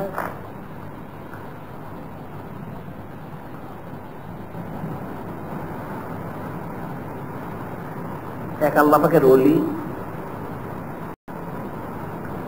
বাজার থেকে একজন গোলাম খরিদ করেছিলেন। যে গোলাম তিনি বাড়িতে এনে জিজ্ঞাসা করেছিলেন যে বাবা তুমি কি খাবে, কি পরবে, কি কাজ করবে, কোথায় থাকবে? গোলাম সব জবাব সে বলেছিল, হুজুর আমি যেহেতু আপনার গোলাম, আমার তার কোনো মত থাকতে পারে না, আপনি যা দিবেন সেটাই তো খাবো, যা পড়াবেন আমি সেটাই পড়বো, যে কাজ দিবেন আমি সে কাজই করবো, আর যেখানে থাকতে দিবেন আমি সেখানেই থাকবো। যেহেতু আমি গোলাম, গোলামের তো কোনো মত চলতে পারে না। গোলাম মনিবের কাছে যদি বলে আমাকে এটা দিতে হবে, ওটা দিতে হবে, এ কাজ করবো না, ও কাজ করবো না, তাহলে তো গোলাম থাকতে পারবে না। কাজে আপনি যেটা দিবেন সেটাই খাবো, যেখানে রাখবেন সেখানেই থাকবো, যে কাপড় দিবেন সে কাপড়ই পরবো, যে কাজ করার জন্য নির্দেশ করবেন আমি সেটাই করবো। যখন সে মনিব গোলামকে জিজ্ঞাসা করলো, মনিব ছিলেন আল্লাহ পাকের ওলি, গোলাম যখন তার সহজ ভাষায় জবাব দিয়ে দিল, মনিব আল্লাহ পাকের ওলি, উনি কাঁদতে লাগলেন। উনি কাঁদতে লাগলেন, ওনার কান্না দেখে ওনার যারা মুরিদ মোতাকে ছিলেন তারা আশ্চর্য হয়ে গেলেন। তারা বললেন যে আমাদের শায়েখ, আপনার কি হলো, এই গোলামের কথা শুনে আপনি কেন কাঁদছেন? উনি বললেন যে দেখো বাবা, তার জবাবের বিশুদ্ধতা দেখে আমার কান্না পাচ্ছে। মুরিদ মোতাকে তারা বললো, হুজুর সে তো সঠিক জবাব দিয়েছে, একটা গোলামের তো কোনো অস্তিত্ব থাকতে পারে না, একটা গোলামের তো কোনো মত থাকতে পারে না, একটা গোলামের তো কোনো পথ থাকতে পারে না। গোলাম সে বিক্রি হয়েছে, তার অস্তিত্ব বিলীন করে দিয়েছে। এখন মনিব যা বলবে সেটাই তাকে পালন করতে হবে। খেতে দিলে খেতে হবে, যদি খেতে না দেওয়া হয় না খেয়েই থাকতে হবে, পড়তে দিলে পড়বে, কাপড় চোপড় না দিলে না পরেই সে থাকবে, ঘুমাতে দিলে ঘুমাবে, যদি ঘুমাতে না দেয় তাহলে তাকে ঘুম বাদ দিয়ে দাঁড়িয়ে থাকতে হবে। তাহলে সে তো সঠিকই বলেছে, সে তো সঠিকই বলেছে। আল্লাহ পাকের ওলি জবাব দিলেন যে হ্যাঁ সে সঠিক বলেছে, সেই জন্যই আমি কাঁদতেছি, অন্য কোনো কারণে নয়। এই গোলাম থেকে আমি বাজার থেকে খরিদ করে নিচ্ছি, মাত্র কিছু সময় অতিবাহিত হয়েছে, এতেই সে তার গোলামের হাকিকত জাহির করে দিল, সে তার মতটা আমার মতের সাথে মিলিয়ে দিল। কোনো চুচেরা নেই, কিলোকাল নেই, কোনো দায় দাবি নেই, কোনো চিন্তা নেই, পেরেশানি নেই, নির্বিঘ্নে নির্দ্বিধায় নিশ্চিন্তে সে বলে ফেললো, যা খাওয়াবেন তাই খাবো, যা পড়াবেন তাই পড়বো, যেখানে রাখবেন সেখানেই থাকবো, যে কাজ দেবেন সেটাই করবো। সেই জন্য আমি কাঁদতেছি। এই সামান্য সময় হলে তাকে কিনে এনেছি, সে তার মত আমার সাথে মিলিয়ে দিল, তার কোনো চিন্তা নেই, কোনো ফিকির নেই, কোনো পেরেশানি নেই। আর আমি আল্লাহ পাকের বান্দা, 20, 40, 80, 90, 100 বছর আমার বয়স হয়ে গিয়েছে, আল্লাহ পাকে হাসিল করার জন্য, আল্লাহ রসুলকে হাসিল করার জন্য আমি কোশিশ করে যাচ্ছি। এখন পর্যন্ত আমার মতটাকে আমি আল্লাহর মতের সাথে মিলাতে পারলাম না, আমার পথটাকে আমি আল্লাহর পথের সাথে মিলাতে পারলাম না, আফসোস আমার জন্য। আমি সেই জন্যই কাঁদছি, অন্য কোনো কারণে নয়। যে একটা গোলাম বাজার থেকে কিনে আনা হয়েছে সামান্য পয়সা দিয়ে, আমার চেয়ে বেশি পয়সা দিলে গোলামকে একজন খরিদ করে নিয়ে যাবে, সেখানে সে তার মতটা মিলিয়ে দিল, আমার কাছে পথটা মিলিয়ে দিল। আল্লাহ পাক আদেশ করেছে, নির্দেশ করেছেন আমাকে আল্লাহর মতে মত হওয়ার জন্য, আল্লাহ পথে পথ হওয়ার জন্য, সেখানে আমি এখনো মিলাতে পারিনি, সেই জন্য আমি কাঁদতেছি, অন্য কোনো কারণে নয়। এই গোলাম যদি আমার পথের সাথে মত না মিলাতে পারে, আমার পথের সাথে পথ মিলাতে না পারে, আমি তাকে বিক্রি করে দিব, অন্য কোথাও সে চলে যাবে, তার যাওয়ার ঠিকানা রয়েছে, কিন্তু আমার তো যাওয়ার কোনো ঠিকানা নেই। আমাকে তো আল্লাহ পাকের সাথেই থাকতে হবে, আল্লাহ রসুলের অধীনে আমাকে চলতে হবে। তাহলে আমি এখন আমার মতটা মিলাতে পারলাম না, পথটা আমার মিলাতে পারলাম না, তাহলে আমি কি করে আল্লাহর বান্দা, আল্লাহর গোলাম আমি দাবি করব? কি করে আমি আল্লাহ পাকের গোলামই দাবি করব? সেই জন্য আমার কান্না পাচ্ছে। সত্যি খুব ফিকির এবং চিন্তার বিষয়, এটা আমাদের ফিকির করতে হবে। নসিহত ইবরত ছোট, কিন্তু এর মধ্যে অনেক হাকিকত রয়েছে। একটা গোলাম যদি এরকম হয়ে থাকে, তাহলে আমরা তো আল্লাহ পাকের গোলাম দাবি করে থাকি, তাহলে আমাদের কি অবস্থা? আমরা কতটুকু আল্লাহর মতে মত হয়েছি, আল্লাহ রসুলের পথে পথ হয়েছি, যেটা ফিকির করতে হবে। এই মতে মত হওয়ার জন্য, পথে পথ হওয়ার জন্যই উলিল আমরি মিনকুম আর শায়েখ, সেই জন্যই শায়েখ দরকার রয়েছে। ওনার সমতি ইখতিয়ার করে জিকির ফিকিরের মাধ্যমে সে হাকিকতে বসতে হবে, ইসলাহ হাসিল করতে হবে, তাজকিয়া লাভ করতে হবে। সেটি আল্লাহ পাক আল্লাহ পাকে পাঠিয়েছেন উযাক্কিহিম, ইউযাক্কিহিম, ইসলাহ করার জন্য। ইসলাহ করবেন কি? অর্থাৎ সমস্ত মত পথ বিসর্জন দিয়ে আল্লাহর মতামত হতে হবে, আল্লাহ রাসূলের পথে পথ। তাহলে সে হাকিকি তার ইসলাহ হাসিল হলো, হাকিকি সে বান্দা বা গোলাম হলো। সেটাই বলা হয়েছে। এই জন্য আল্লাহ পাকের হাবিব আখিরি নবী হুজুর পাক সাল্লাল্লাহু আলাইহি সাল্লাম যখন তাবুকের জিহাদ থেকে প্রত্যাবর্তন করতেছিলেন, তখন তিনি বললেন, রাজানা মিনাল জিহাদিল আসগর ইলাল জিহাদিল আকবার, যে আমরা ছোট জিহাদ থেকে বড় জিহাদের দিকে প্রত্যাবর্তন করতেছি। হযরত সাহাবায়ে কিরাম রাদিয়াল্লাহু তাআলা বললেন, ইয়া রাসূলুল্লাহ, ইয়া হাবিব আল্লাহ সাল্লাল্লাহু আলাইহি সাল্লাম, ছোট জিহাদ থেকে বড় জিহাদের দিকে প্রত্যাবর্তন করতেছি, এটা কেমন কথা?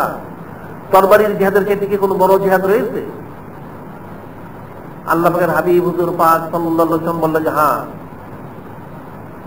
তরবারির জিহাদের চাইতে বড় জিহাদ রয়েছে। আল মুহাজিরু মান হাজারা মা নাহাল্লু আনহু, আল মুজাহিদু মান জাহাদা ফি নাফসিহি। মুহাজির তো ব্যক্তি, পরিত্যাগকারী ওই ব্যক্তি, যে আল্লাহ পাক যা ত্যাগ করতে বলেছেন, যে ব্যক্তি সেটা ত্যাগ করে সে হচ্ছে মুহাজির। আল মুজাহিদু মান জাহাদা ফি নাফসিহি, আর মুজাহিদ জিহাদকারী তো ওই ব্যক্তি যে তার নফসের সাথে জিহাদ করে থাকে। তরবারির জিহাদ হচ্ছে জিহাদে আসগর, ছোট জিহাদ, আর নফসের জিহাদ হচ্ছে জিহাদে আকবর, এটা বড় জিহাদ। এই নফসের যে জিহাদটা রয়েছে, এটা তো যখন তরবারি চালানো হবে তখনও নফসের জিহাদ থাকবে, ঘরের কোণে বসে থাকবে তখনও নফসের জিহাদ থাকবে, জনসমাবেশে চলাচল করবে ঠিক সেখানে নফসের জিহাদ রয়েছে, ঘুমিয়ে থাকলে সেখানে নফসের জিহাদ রয়েছে। কিন্তু তরবারির জিহাদ শুধু ময়দানে, অন্য কোথাও তো নেই। এই তরবারি চালানোর সময়, তরবারি যখন সে চালনা করবে তখন তার নফসের জিহাদ রয়েছে। এর ব্যাখ্যায় বলা হয়, হযরত আলী কাররামাল্লাহু ওয়াজহু রাদিয়াল্লাহু তাআলা, যিনি আল্লাহ পাকের হাবিব আখিরি নবী হুজুর পাক সাল্লাল্লাহু আলাইহি সাল্লামের বিশিষ্ট সাহাবী, খোলাফায়ে রাশিদিনের যিনি চতুর্থ, সে হযরত আলী কাররামাল্লাহু ওয়াজহু রাদিয়াল্লাহু তাআলা থেকে বর্ণিত রয়েছে। এক ব্যক্তি ছিল ইহুদি পালোয়ান, হযরত আলী রাদিয়াল্লাহু তাআলা, উনিও বিখ্যাত পালোয়ান ছিলেন, খুব শক্তিশালী ছিলেন, খোদাই শক্তি তিনি শক্তিমান ছিলেন। ওনার জীবনে কখনো কারোর সাথে পরাস্ত হননি, যুদ্ধ জেহাদ কোথাও। এক ইহুদি পালোয়ান ছিল, সেও খুব শক্তিশালী। তার সাথে ওনার মল্লযুদ্ধ হয় এক একে 3 দিন। ইহুদি খুব বড় পালোয়ান ছিল। তৃতীয় দিন সেই ইহুদি পালোয়ানকে হযরত আলী কাররামাল্লাহু ওয়াজহু রাদিয়াল্লাহু তাআলা পরাস্ত করে মাটিতে শোয়ালেন। মাটিতে শোয়ে উনি তার সিনার উপর উঠে বসলেন। উদ্দেশ্য হলো সিনার উপর বসে তার গর্দান কেটে ফেলবেন, অথবা তার সিনাতে তরবারি প্রবেশ করিয়ে দিয়ে তাকে জমিন থেকে বিদায় করে দিবেন। যখন তার গর্দানে তরবারি চালাবেন, ঠিক সেই মুহূর্তে ইহুদি পালোয়ান কোন পথ না পেয়ে গোসা করে আলী কাররামাল্লাহু ওয়াজহু রাদিয়াল্লাহু তাআলা চেহারা মুবারকে থুতু নিক্ষেপ করলো। যখন সে থুতু নিক্ষেপ করলো, তখন আলী কাররামাল্লাহু ওয়াজহু রাদিয়াল্লাহু তাআলা তরবারিটা ফেলে দিলেন, অর্থাৎ তরবারি সরাই নিলেন। ওটা সরিয়ে নিয়ে উনি দাঁড়িয়ে গেলেন, ইহুদি পালোয়ানকে ছেড়ে দিলেন। ইহুদি পালোয়ান তাজ্জুব হয়ে গেল, আশ্চর্য হয়ে গেল, হে হযরত আলী রাদিয়াল্লাহু তাআলা, কি ব্যাপার?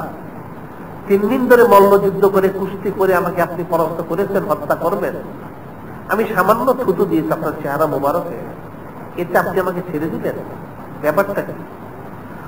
আলী রাদিয়াল্লাহু তাআলা বললেন, ইহুদি পালোয়ান, তুমি তো জানো না ইসলাম সম্পর্কে, তোমার তো জানা নেই, তোমার ইলম নেই। ইহুদি পালোয়ান বললো যে কি ইসলাম সম্পর্কে রয়েছে, যে তুমি বড় পালোয়ান, তোমাকে আমি পরাস্ত করেছি আমার জন্য নয়, একমাত্র আল্লাহ পাকের সন্তুষ্টির জন্য। আল্লাহ পাকের খোশ নদী রাজামন্দি হাসিলের উদ্দেশ্যে আমি তোমাকে সহায়ছিলাম, তোমাকে হত্যা করতে আমি চেয়েছিলাম, কিন্তু তুমি যখন আমাকে থুতু, আমার প্রতি থুতু নিক্ষেপ করলে, আমার চেহারাতে এসে পড়লো, আমার তখন গোস্বা পয়দা হয়ে গেল, আমার ভিতরে কিছু রাগ গোস্বা পয়দা হয়ে গেল। যখন গোস্বা পয়দা হলো তখন আমি ফিকির করলাম, আমি তোমাকে সহায়ছিলাম আল্লাহর জন্যই, হত্যা করতে চেয়েছিলাম আল্লাহ পাকের জন্যই, কিন্তু এখন যখন আমাকে থুতু নিক্ষেপ করলে আমার গোস্বা পয়দা হয়ে গেল, এখন যদি আমি তোমাকে হত্যা করি সেটা কিন্তু আল্লাহ পাকের জন্য হবে না, ওটা আমার জন্য হবে, নফসানিয়ত হবে। আল্লাহ পাক আমাদেরকে শিক্ষা দেননি, আল্লাহ পাকের হাবিব ওই শিক্ষা দেননি যে নফসের জন্য কোনো কিছু করা জায়েজ নেই, সেটা হারাম। কাজে আমার জন্য আমি তোমাকে হত্যা করতে পারি না, যে তোমার গোস্বা পয়দা হয়ে গেছে সেই জন্য আমি তোমাকে ছেড়ে দিয়েছি। সুবহানাল্লাহ। যখন উনি কথা পেশ করলেন, ইহুদি পালোয়ান সে লাফ দিয়ে উঠে হযরত আলী রাদিয়াল্লাহু তাআলা কাছে কাকুতি মিনতি করতে লাগলো যে হযরত আলী রাদিয়াল্লাহু তাআলা সত্যি যদি ইসলাম এত সুন্দর হয়ে থাকে, এত পবিত্র হয়ে থাকে, তাহলে আমাকে এখনই তওবা করিয়ে ঈমান দিয়ে মুসলমান করে দেন। সত্যি ইহুদি পালোয়ান মুসলমান হয়ে গেল। সুবহানাল্লাহ। এখন ফিকির এবং চিন্তার বিষয়, ইখলাস, খুলুসিয়তের কত গুরুত্ব রয়েছে। তরবারি দিয়ে যুদ্ধ করে, তরবারি দিয়ে কুস্তি করে, মল্ল যুদ্ধ করে 3 দিনও যে লোকটাকে পরাস্ত করা যায়নি, মাত্র একটা কথা দিয়ে তাকে পরাস্ত করা গেল, এর হাকিকত কোথায়? যাকে 3 দিন ধরে মল্ল যুদ্ধ করে কুস্তি করেও পরাস্ত করা যায়নি, বাগে আনা যায়নি, বশীভূত করা যায়নি, সেই লোকটাকে সামান্য একটা কথা বলে কবজা করা গেল, এর হাকিকত কোথায়? এটা ফিকির এবং চিন্তার বিষয়। ইসলামের যে সৌন্দর্য, আল্লাহ পাকে শিক্ষা দিয়েছেন যাকিহিম, ইসলাহ করার জন্য পাঠানো হয়েছে। আল্লাহ পাকের হাবিব যে বলেছেন তাজকিয়া হাসিল করার জন্য, সেই তাজকিয়া, বিশুদ্ধতা যদি থাকে মানুষের, সেই বিশুদ্ধতার কারণে সেই কাঠটা ইহুদি কাফির সে ঈমান গ্রহণ করে মুসলমান হয়ে গেল। আর আলী রাদিয়াল্লাহু তাআলা যে ইখলাস, খুলুসিয়ত, সেটা কতটুকু প্রভাব, সেটা চিন্তা ফিকিরের বিষয়। যে বোঝা গেল তাহলে ইখলাস ব্যতীত কোনো আমল করা যাবে না, সমস্ত আমল করতে হবে ইখলাসের সহিত। ইখলাসের সহিত অল্প আমল করলেও সেটা কামিয়াবি। সেটি আল্লাহ বলেছেন, ইয়া মুআদ আখলিস দীনাকা ইয়াকফিকাল আমালুল কলিল। হে হযরত ফকিহুল উম্মত মুআদ বিন জাবাল রাদিয়াল্লাহু তাআলা আনহু, দিনের মধ্যে খুলুসিয়ত পয়দা করো, ইখলাস পয়দা করো, অল্প আমলই তোমার জন্য যথেষ্ট হবে, অল্প আমলই যথেষ্ট হবে। ইখলাস থাকার কারণে হযরত আলী রাদিয়াল্লাহু তাআলা অল্প একটা কথায় একটা ইহুদি হেদায়েত প্রাপ্ত হয়ে গেল। সুবহানাল্লাহ। কাজে যদি কারো ইখলাস থাকে তাহলে সে অল্পতেই আল্লাহ পাকের মহব্বত, মারিফত, নৈকট্য, আল্লাহ রাসূলের মহব্বত এবং নৈকট্য হাসিল করতে পারবে। সেটাই বলা হয়েছে যাকিহিম, যে ইখলাস তোমরা হাসিল করো, এবং উলিল আমরি মিনকুম, যে তোমাদের উলিল আমর যিনি রয়েছেন তাকে এতাত করো, এবং শায়েখ উনি হচ্ছেন উলিল আমর, যেমন এতাত করার কারণে অল্পতেই দেখা যাবে আমলে বরকত হবে, অল্প আমলেই সেটা বরকত হবে, মকবুল হবে, আল্লাহ পাকের সন্তুষ্টি, আল্লাহ রাসূলের সন্তুষ্টি অর্জন করতে পারবে। সেটি বলা হয়েছে হযরত আলী রাদিয়াল্লাহু তাআলা এই ঘটনার মধ্যে এটা ফিকির করতে হবে। এই জন্য বলা হয়েছে সূরা ইউসুফ আহসানুল কসাস, আল্লাহ পাক নিজেই বলেছেন কোরআন শরীফে, আহসানুল কসাস, উত্তম ঘটনা, উত্তম ওয়াকিয়া, উত্তম বর্ণনা, উত্তম আলোচনা। এর শেষে আল্লাহ পাক বলেছেন লাকাদ কানা ফি কসাসিম ইবরাতুল লিউলিল আলবাব, জ্ঞানীদের জন্য, অর্থাৎ পরবর্তীদের জন্য, পূর্ববর্তী লোকদের যে ঘটনা রয়েছে, এই সমস্ত ঘটনা ইবরত এবং নসিহতের কারণ স্বরূপ। ইবরত এবং নসিহতের কারণ স্বরূপ জ্ঞানীদের জন্য পূর্ববর্তী লোকদের অকেগুলো, ঘটনাগুলো, আলোচনাগুলো পরবর্তী লোকদের জন্য ইবরত এবং নসিহত, এটা ফিকির করতে হবে। ফিকির ব্যতীত এর হাকিকতে পৌঁছা কশিন কালেও সম্ভব হবে না। যে যতটুকু আল্লাহকে মহব্বত চায়, মারফত চায়, আল্লাহ রসুলের নৈকট্য চায়, তার ঠিক ততটুকু ইখলাস অর্জন করতে হবে। ইখলাস ব্যতীত সেটা সম্ভব হবে না। যে যতটুকু ইখলাস অর্জন করবে, ঠিক সেই জন্যই বলা হয়েছে ইলমে তাসাউফ শিক্ষা করা ফরজ, পীর সাহেব গ্রহণ করাও ফরজ। ইলমে তাসাউফ শিক্ষা করা ফরজ, পীর সাহেব গ্রহণ করাও ফরজ। কারণ ইলমে তাসাউফ শিক্ষা করা ফরজ, ইসলাহ করা ফরজ। এটা সে হাসিল করবে কোথায়? এটা তো বাজারে, বন্দরে, হাটে, মাঠে, ঘাটে, দোকানপাটে পাওয়া যায় না। ইলমে ফিকানা যেমন পাওয়া যায় মাদ্রাসায় ওস্তাদের কাছে, ইলমে তাসাউফ সেভাবে সব জায়গায় পাওয়া যাবে না। যারা পীরানে তরিকত আউলিয়া কিরাম রয়েছেন তাদের কাছে পাওয়া যাবে। তাদের সবুজ ইখতিয়ার করতে বায়াত হতে হবে, যেমন বায়াত হওয়া ফরজ। যেহেতু ইলমে তাসাউফ অর্জন করা ফরজ, সেজন্য বায়াত হওয়াটাও ফরজ। এটা মনে রাখতে, কিছু লোক রয়েছে যারা সুচারা কি লোকাল করে থাকে, কিন্তু আল্লাহ পাক ইরশাদ করেন লানাতুল্লাহি আলাল কাযিবিন, লানাতুল্লাহি আলাল কাযিবিন। মিথ্যাবাদীদের উপর আল্লাহ পাকের লানত। যারা মিথ্যাবাদী তাদের উপর আল্লাহর লানত রয়েছে। আর আল্লাহ পাকের হাবিব হুজুর পাক সাল্লাল্লাহু আলাইহি ওয়াসাল্লাম ইরশাদ করেন আব্দুল ইবনে আমর রাদিয়াল্লাহু তাআলা আনহু قال قال رسول الله صلى الله عليه وسلم من كذب متعمدا فليتبوأ مقعده من النار মান কাযাবালে মুতাম্মাদান ফালিয়াতামাদু মিনান নার। আল্লাহ পাকের হাবিব হুজুর পাক সাল্লাল্লাহু আলাইহি ওয়াসাল্লাম ইরশাদ করেন, যে ব্যক্তি আল্লাহ পাকের হাবিব সম্পর্কে মিথ্যা কথা বলবে, হাবিব সম্পর্কে মিথ্যা কথা বলবে, সে যেন জমিনে থাকতে তার স্থান জাহান্নামে নির্ধারণ করে নেয়, স্থান জাহান্নামে নির্ধারণ করে নেয়। কাজে বায়াত হওয়াটা ফরজ, হিসাব গ্রহণ করা ফরজ। কাজে এটাকে অস্বীকার করতে পারবে, যদি করে, মিথ্যা বলে, আল্লাহ পাকের তরফ থেকে যেমন লানত বর্ষিত হবে, ঠিক একইভাবে দুনিয়ায় থাকতে তার স্থান জাহান্নামে নির্ধারণ করে নিতে হবে। কারণ ইলমে তাসাউফ ব্যতীত একটা লোক কামেল ইনসান, পূর্ণ মানব হতে পারে না। কেউ যদি কামেল ইনসান হতে চায়, পূর্ণ মুমিন হতে চায়, খালিস আল্লাহ হতে চায়, নৈকট্য মহব্বত মারফত চায়, তাহলে তার দায়িত্ব হবে ইলমে তাসাউফ অর্জন করা। আর ইলমে তাসাউফ যদি অর্জন করতে চায়, তাহলে একজন উলিল আমর বা শায়েখ অবশ্যই তাকে গ্রহণ করতে হবে। সেই শায়েখের সবুজ ইখতিয়ার করে জিকির ফিকির মাধ্যম দিয়ে ইউযাক্কিহিম, সে ইসলাম লাভ করতে পারবে। ইসলাম লাভ করতে, কারণ ইসলাম ব্যতীত তার কোনো পথ নেই। ইসলাম ব্যতীত তার কোনো পথের কাছে সেই মাধ্যম দিয়ে হাসিল করবে। অন্যথায় হাজারো কোশিশ করবে, হাজারো রিয়াজ মুশাক্কাত করে কোনো কামিয়াবি হাসিল করতে পারবে না। আর যারা ইলমে তাসাউফ বুঝে থেকে তারা চর্চা করবেই, দায়িত্ব কর্তব্য। আর যারা বুঝে না তারা এলোমেলো কথা বলবে, তাদের সেই এলোমেলো কথায় কখনো কান দেওয়া যাবে না, কান দেওয়া যাবে না। যেহেতু ভালো মন্দ সবই রয়েছে। কোরআন শরীফ পড়েই ৭৩ ফেরকা হয়েছে, খুব ফিকির করতে হবে। কোরআন শরীফ পড়েই ৭৩ ফেরকা হয়েছে। কোরআন শরীফের দলিল দিয়ে, তারা মন গড়া দলিল দিয়ে বানিয়ে, দলিল দিয়ে তারা দল বানিয়েছে, যেটা গুমরাহ, যেটা বাতিল। একমাত্র আহলে সুন্নাত ওয়াল জামাত এই মত ছাড়া, এই পথ ছাড়া সমস্ত মত পথ বাতিল। এবং এই আহলে সুন্নাত ওয়াল জামাতের কথা হচ্ছে ইলমে তাসাউফ অর্জন করা ফরজ। আর ইলমে তাসাউফের জন্য শায়েখ গ্রহণ করা ফরজ। শায়েখের মাধ্যম দিয়ে আল্লাহ তাকে সন্তুষ্টি, আল্লাহকে সন্তুষ্টি কোশিশ করতে হবে। তাহলে তার জন্য কামিয়াবি রয়েছে, তাহলেই তার জন্য কামিয়াবি রয়েছে। কাজে সেটি আমরা আল্লাহ পাকের কাছে দোয়া করবো, আরজু করবো যে আল্লাহ আমাদেরকে সে হাকিকি ইলমে তাসাউফ অর্জন করার তৌফিক দান করেন। হাক্কানি রব্বানি আল্লাহর ওলিদের কাছে বায়াত হয়ে, ওনাদের সোহবত ইখতিয়ার করে, জিকির ফিকির মাধ্যমে আমরা যেন হাকিকি ইলমে তাসাউফ, অর্থাৎ আল্লাহ পাকের নৈকট্য, আল্লাহর নৈকট্য এবং তাজকিয়ে নফস এবং তাজকিয়ে কলব হাসিল করে আল্লাহ পাকের খালিস বান্দা, আল্লাহ রাসূলের খালিস যেন উম্মত হতে পারে, সেই তৌফিক যেন আল্লাহ পাক দান করেন।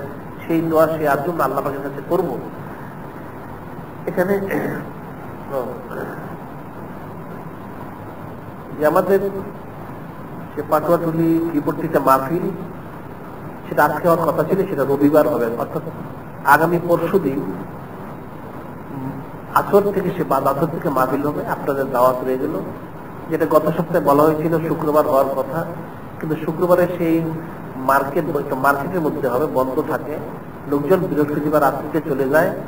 সেজন্য তারা বলেছে শুক্রবার না হয়ে রবিবার হলে ভালো হবে। সেজন্য সে ডেটটা রবিবার করা হয়েছে। আগামী অর্থাৎ পরশু দিন রবিবার বাদ আসর থেকে ঘিবর্তি পাটুয়াটুলিতে আমাদের মাহফিল দিয়েছে, আপনাদের প্রত্যেকের দাওয়াত, সকলেই সেখানে যাবেন। সে মাহফিলটা হচ্ছে সুলতানুল হিন্দ খাজা গরিব নওয়াজ হাবিবুল্লাহ রহমতুল্লাহ ইসলামের সওয়াব উপলক্ষে, সুলতানুল হিন্দ খাজা গরিব নওয়াজ হাবিবুল্লাহ রহমতুল্লাহ উপলক্ষে সামনে রজব মাস আসতেছে, সেই জন্য সেই উপলক্ষে মাহফিলের ব্যবস্থা করা হয়েছে।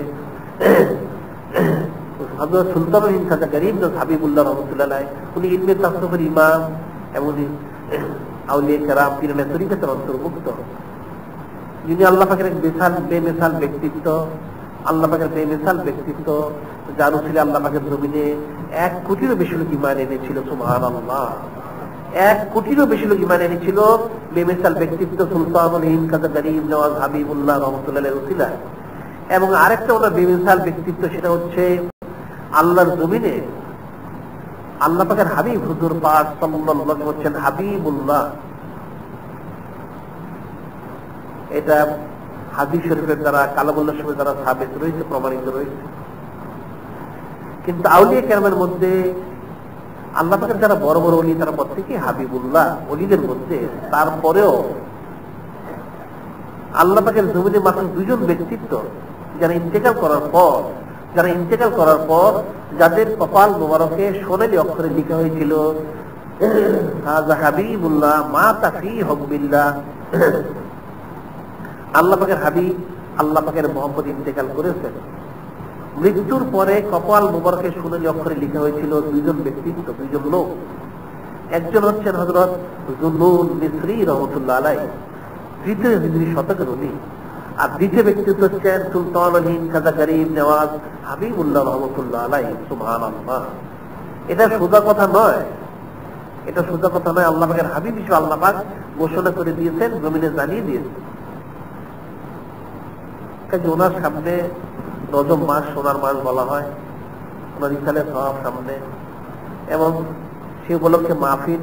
কাজে আপনারা সেখানে প্রত্যেকে যেতে চেষ্টা করবেন, কম বেশি যেতে শুনবেন। আউলিয়া কেরামের আলোচনা রহমত বরকতের কারণ। ইন্না যিকরা সালিহিনা তানজিলুর রাহমা, হাদিসে রয়েছে আল্লাহ যেখানে আলোচনা করা হয় আল্লাহ পাকের রহমত সেখানে বর্ষিত হয়ে থাকে। এখন সেই রহমত বর্ষিত কার উপর পড়ে যায় আল্লাহ ভালো জানেন, যার উপর পড়ে যাবে সেটা কামিল হাসিল করবে। কাজে প্রত্যেক মানুষ আল্লাহ পাকের রহমতের প্রত্যাশা করে থাকে। এটা খুব সূক্ষ্ম জিনিস, সূক্ষ্ম কথা।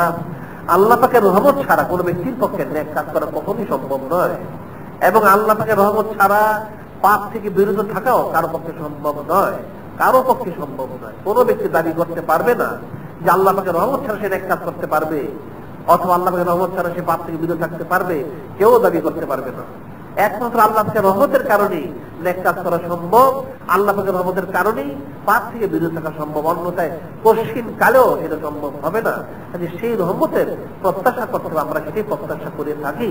কারণ আল্লাহ পাকের রহমত ব্যতীত আমাদের 1 চুল 1 কদম সৎমত সৎপথের কায়েম থাকা সম্ভব নয়, এবং পাপ থেকেও 1 চুলও বিরত থাকা সম্ভব নয় আল্লাহ পাকের রহমত ব্যতীত। কাজে সেই রহমতই বলা হচ্ছে আউলিয়া কেরামের নিকটবর্তী। ইন্না রাহমাতাল্লাহি করিবুম মিনাল মুহসিনিন, যে আল্লাহ পাকের শাস্ত্র নিশ্চয়ই আল্লাহ পাকের রহমত যারা মুহসিন, আল্লাহ পাকের ওলি, তাদের নিকটবর্তী। সুবহানাল্লাহ, যে তাদের সওয়াব ইখতিয়ার করলে, আসা যাওয়া করলে, যদি কেউ খালিস নিয়তে করে, তাহলে সেই রহমতের ইচ্ছা পাবে, ইচ্ছা প্রাপ্ত হতে পারবে। আর যদি একটু তারা কি লোকাল থাকে, অন্তরের মধ্যে কি কেন তাসুফের দরকার নেই, ইত্যাদি ইত্যাদি গায়রুল্লাহ ঢুকে থাকে, তাহলে তার পক্ষে সেই রহমত অর্জন করা সম্ভব হবে না, সেই রহমত অর্জন করা সম্ভব হবে না। কাজেই আল্লাহ পাক আমাদেরকে যেন আল্লাহ পাকের মতামত, আল্লাহ পাকের হাবিব হুজুর পাক সাল্লাল্লাহু আলাইহি ওয়াসাল্লাম ফতোয়া করে দেন, সেই দোয়া সে আরজ করব। সামনের সপ্তাহগুলিতেও আমরা তাসুফের আলোচনা করবো, যাতে হাকিকি ইলমে তাসুফ আমরা বুঝে সে অনুযায়ী আমল করে আল্লাহ পাকের খাস নৈকট্য, আল্লাহর নৈকট্য অর্জন করে খালিস বান্দা, খালিস উম্মত হতে পারি, সেই তৌফিক যেন আল্লাহ পাক দান করেন, সেই দোয়া সে আরজ করবো। এখন যারা পরে এসেছেন তারা 4 রাকাত ক্বাবলা জুমা পড়ে নিন। ওয়া আখিরু দাওয়ানা আলহামদুলিল্লাহি রাব্বিল আলামিন। আসসালামু আলাইকুম ওয়া রাহমাতুল্লাহ।